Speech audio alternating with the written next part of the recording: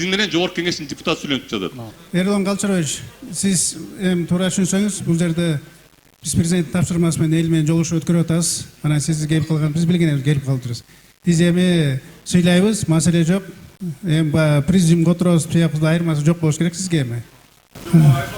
Жок, мен түшүндүм, биз билген эмеспиз бу жерде. Биз келсек, ушундай сиз жок, түшүнүп атам, сизди сыйлайбыз, Ерлан Калчарович. Ошон үчүн бул жерде биз эл менен президент тапшырмасын чогулуш өткөрүп атабыз жыйын. Сиз болсо бул жерде өзүңүз келип жыйын каалаганда өткөрө бериңиз. Маселе жок, эч ким эме.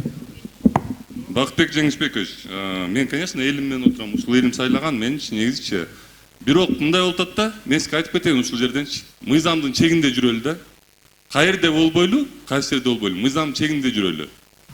Ошону эле суранам да мен сизден. Баары мыйзам чегинде өтүп атат, маселе жок. Урматтуу Бакытбек Жеңишбекович, Кыргызстандын мыйзамына баш ийбегенибизден, баары мыйзам чегинде жүрүп атат. Кыргызстандын мыйзамына баш ийбегенибизден Бакытбек Жеңишбекович, ушул бардак болуп атат да, ушул элдер ушул жерге ошол. Баш ийбеген көрүп атабыз, ким баш ийип атат, ким баш ийбейт атат. Эми биз жылыйын уйлантып берели. Бакытбек Жеңишбекович, тоскоолдук кылбай турсаңыз, анан маселеңиз болсо суроо бересиз. Сиз менен Жогорку Кеңештин депутаты сүйлөнүп жатат. Эл өкүлү сүйлөшүп жатат сиз менен. Котуңуз. Урматтуу депутат. Угуп туруңуз дейм. Дагы бир жолу айтып атам сизге.